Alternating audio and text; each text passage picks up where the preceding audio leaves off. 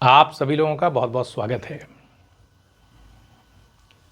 आज का ये वीडियो बहुत ही इम्पोर्टेंट है क्योंकि यूपीएससी के तहत बहुत सारे एस्पिरेंट एनसीईआरटी की किताबों को पढ़ते हैं और फिर नोट्स बनाते हैं।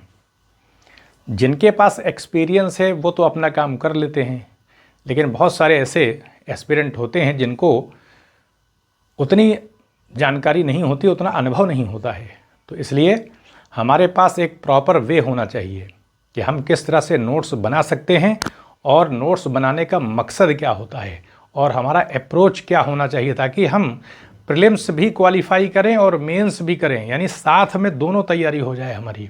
तो इसके लिए 3 बातें आपको बताई गई इससे पहले के वीडियो में, और ये चैनल इसी मकसद से, इसका नाम भी ऐसा रखा गया है ताकि हम जिस टारगेट को लेकर चल रहे हैं उस चीज़ का ध्यान हमारे मन में आता रहे। क्योंकि प्रभाव जो होता है, संगति का जैसे असर पड़ता है तो नाम का भी प्रभाव पड़ता है। तो हमें याद आता रहेगा, भटकाव के जो पहलू होते हैं उससे हम दूर हटेंगे। तो जैसे हम 10th क्लास की एनसीईआरटी अगर मान लिया पढ़ रहे हैं नमूने के तौर पर, यहाँ आपको करके दिखाया जाएगा कि किस तरह से नोट्स हम बना सकते हैं। क्योंकि जो चीज़ हम करके सामने देख लेते हैं तो हमारे लिए करना आसान है। ऐसे बातें सुनने में चीज़ें लगती तो हैं, लेकिन जब सामने देख लेते हैं तो बहुत आसान हो जाता है। तो इसलिए यहाँ पर चीज़ों को लिख दिया गया है ताकि लिखने में वक्त ना जाए और बातें अपनी कंप्लीट हो जाएं।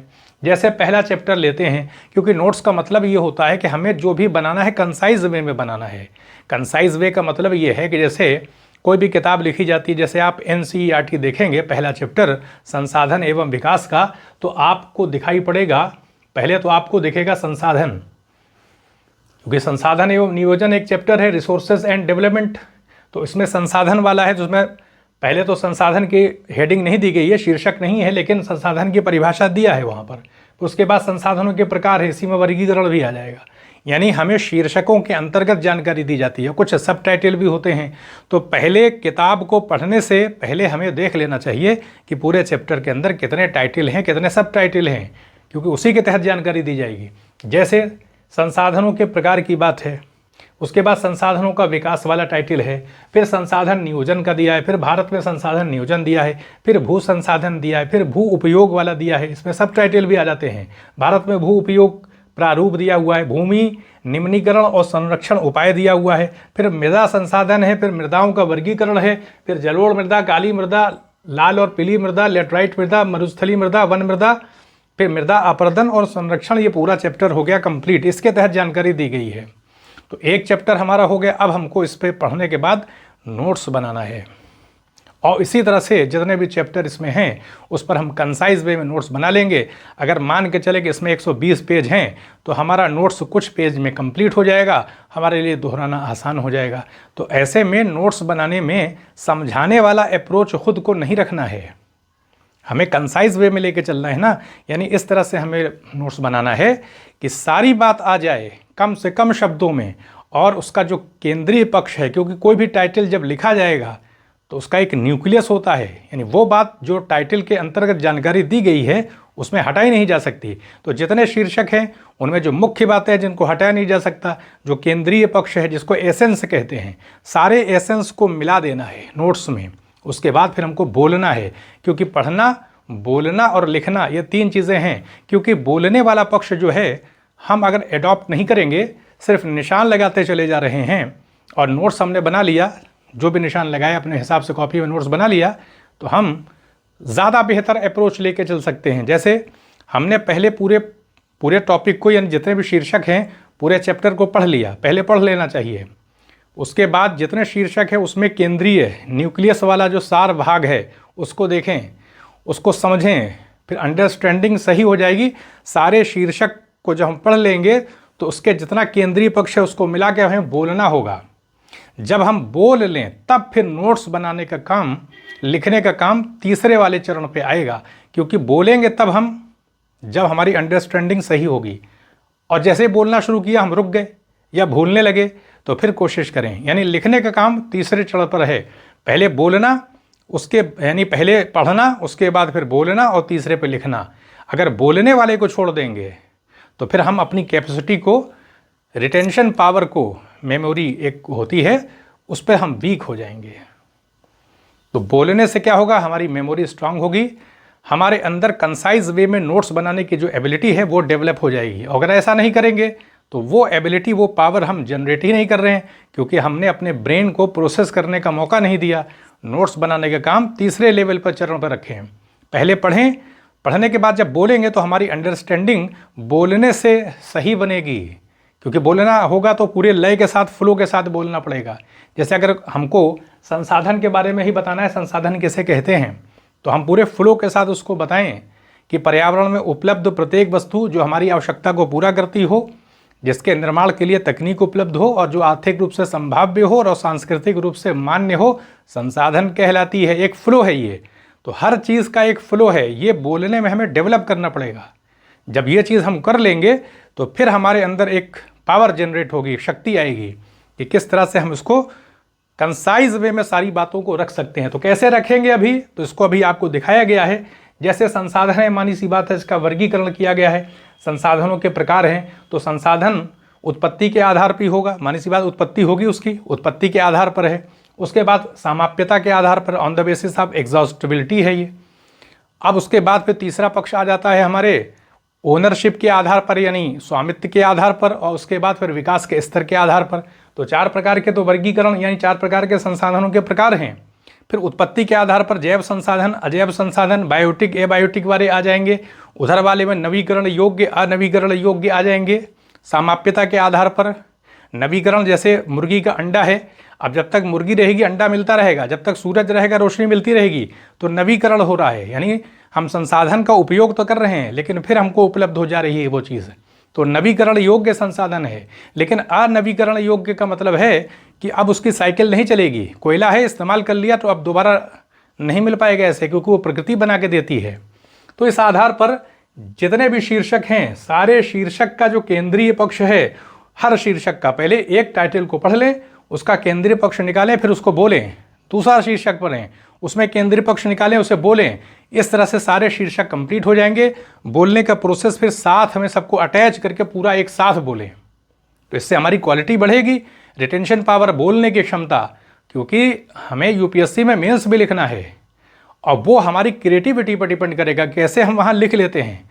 उसके लिए प्रैक्टिस तो हम करते ही करते हैं, लेकिन अगर इस रास्ते पर चलेंगे तो हमें बहुत मुश्किल नहीं होगी और हमारा मेंस भी हो जाएगा। तो देखें, ये देखने के बाद अब नोट्स बनाना है मान लीजिए हमें, तो कैसे बनाएंगे। तो देखें, जैसे संसाधनों का वर्गीकरण है, अब इसको बनाने का ढंग अलग अलग हो सकता है। कैसे हो सकता है, जैसे संसाधन का वर्गीकरण कर रहे हैं या संसाधन के प्रकार ले लेते हैं हम, तो हमने कॉपी में लिखा संसाधनों का वर्गीकरण या संसाधनों के प्रकार। उसके बाद उत्पत्ति के आधार पर, समाप्यता के आधार पर, स्वामित्व के आधार पर, विकास के स्तर के आधार पर, यह तरीका भी हो सकता है। लेकिन इसमें बार बार के आधार पर बात आ रही है। हमें तो कंसाइज वे में उस चीज़ को अपने नोट्स बनाना है ना, ताकि अगर 130 पेज की एनसीईआरटी की किताब है, लिखा गया है 90 पेज की है, तो कम में हमें कंसाइज वे में लिखना है, ताकि हम उसको, नोट्स का मतलब ये होता है कम से कम शब्दों में सारी बात हमारे जहन में आ जाए, दोहरा ले हम आसानी के साथ, लोड ना हो। तो यहाँ पर के आधार पर पहले ही ऊपर लिख लीजिए। संसाधन वर्गीकरण काकी की लगाने की ज़रूरत ही क्या है। संसाधन वर्गीकरण बस खुद को समझाने की ज़रूरत नहीं है, खुद को बताने की, हम तो खुद ही पढ़ चुके हैं किताब और बोल भी चुके हैं। तो अब कंसाइज वे में आएंगे, तो संसाधन वर्गीकरण इतना लिखा, के आधार पर ऊपर लिख दिया। अब उसी के आधार पर उत्पत्ति, समाप्यता, स्वामित्व, विकास के स्तर, यानी उत्पत्ति के आधार पर, समाप्यता के आधार पर, स्वामित्व के आधार पर ऊपर लिखा हुआ है। तो ये हमारा दोहराने में आ जाएगा। उसके बाद हम आते हैं, जैसे अब उत्पत्ति के आधार पर यहाँ लिखा उत्पत्ति है तो जैव अजैव हो गया, समाप्यता हो गया तो नवीकरण, अनवीकरण योग्य। अब यहाँ नवीकरण योग्य, अनवीकरण योग्य, तो 2 बार योग्य लिखने की जरूरत नहीं है। नवीकरण, अनवीकरण योग्य यहाँ लिख दिया बस। स्वामित्व के आधार पर ऊपर लिखा हुआ व्यक्तिगत, सामुदायिक, राष्ट्रीय, अंतर्राष्ट्रीय। अंतर्राष्ट्रीय संसाधन 200 समुद्री मील से परे के जितने भी संसाधन होते हैं उस अंतर्राष्ट्रीय माने जाते हैं। फिर विकास के स्तर के आधार पर संभावी, विकसित, भंडार, संचित कोश, ये 4 हो गए। अब अगर मान लिया हमको संभावी में कुछ अलग से टिप्पणी करना है, जैसे संभावी संसाधन का मतलब है कि जैसे गुजरात और राजस्थान में सौर ऊर्जा और पवन ऊर्जा की बहुत संभावना है, लेकिन उतना उपयोग नहीं किया जा पा रहा है अभी, तो उसको कहा जाता है संभावी संसाधन। यानी किसी प्रदेश में वो संसाधन है उपस्थित, लेकिन उतना उपयोग उसका नहीं हो पा रहा है क्योंकि उतना धन का निवेश नहीं है, इंफ्रास्ट्रक्चर उतना डेवलप नहीं किया गया, सरकार ने उतना काम नहीं किया है। तो इस आधार पर संभावी संसाधन आ जाएगा। तो संभावी लिख दिया इतना, प्रदेश में विद्यमान किंतु अल्प उपयोग, बस ये उतना शब्द में लिख दिया, हो गया। इतना संकेत हमारे लिए सफिशिएंट है कि प्रदेश में विद्यमान, और हम तो पढ़ ही चुके हैं राजस्थान गुजरात तो जानते ही हैं, और किंतु अल्प उपयोग, जैसे सौर ऊर्जा पवन ऊर्जा गुजरात और राजस्थान में है लेकिन उसका भी अल्प उपयोग हुआ है। इतने में हमने अपनी छोटी सी टिप्पणी अपने हिसाब से कर दिया है। तो हमारी क्रिएटिविटी नोट्स में किस तरह से बनाना है कि कम से कम भी हो जाए और एक मर्यादित भी रहे, अच्छा भी लगे और फ्लो भी उसका रहे। तो अब अगर आप ऐसे देखेंगे उसमें जो ये बनाया गया है तो उसमें तो 2 पेज में यही जानकारी दी गई, लेकिन यहाँ पे बहुत छोटा कर दिया। तो नोट्स बनाने का मतलब है कि सारी बात आ भी जाए और हम उसको दोहराने के बाद सारी बातों को समझ ले तो हमारा काम हो जाएगा। अब इसमें हम क्योंकि पहले हमारी अंडरस्टैंडिंग हो चुकी है, हम बोल भी चुके हैं और हमने नोट्स भी बना लिया है, तो बोलने से तो हम अपनी क्वालिटी को पहले ही इम्प्रूव करते हुए आगे बढ़ रहे हैं। फिर अब नेक्स्ट जब चैप्टर आएगा तो फिर बोलेंगे, हम समझेंगे, पहले पढ़ेंगे और हर टाइटल को देख लेंगे, पहले सारे शीर्षकों के अंतर्गत जो एसेंस है उसको हम समझेंगे और फिर जितने भी उसमें शीर्षक हैं सबके एसेंस को एक साथ कनेक्ट करके बोलेंगे। जब बोलेंगे फ्लो के साथ तो मेमोरी हमारी स्ट्रांग हो जाएगी, क्रिएटिविटी भी डेवलप होगी हमारी, बहुत सारी और बातें निकलेंगी और फिर जब हम पूरा बोल लेंगे तब फिर आता है नोट्स बनाने का काम। और अगर हमने बोलने को हटा दिया तो बस हमने किताब पढ़ा, उसमें जहाँ भी हमको समझ में आया हमने उसको अंडरलाइन किया और फिर जो है उसी हिसाब से अपने हिसाब से नोट्स बना लिया। तो हमारे काम करने का ढंग अगर गलत होगा तो हम पहले ही अपनी बुनियाद रख रहे हैं असफल हो जाने की आगे।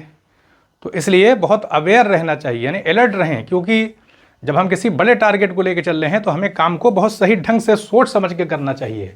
तो इसलिए ये कोशिश की जा रही है कि इस तरह के वीडियो आपके सामने लाए जाएं ताकि जो लोग तैयारी कर रहे हैं उनको एक दिशा मिले और प्रॉपर वे के साथ वो आगे बढ़ के अपने टारगेट को अचीव करें। तो यहीं पर अनुमति दें। आप सभी लोगों का बहुत बहुत धन्यवाद।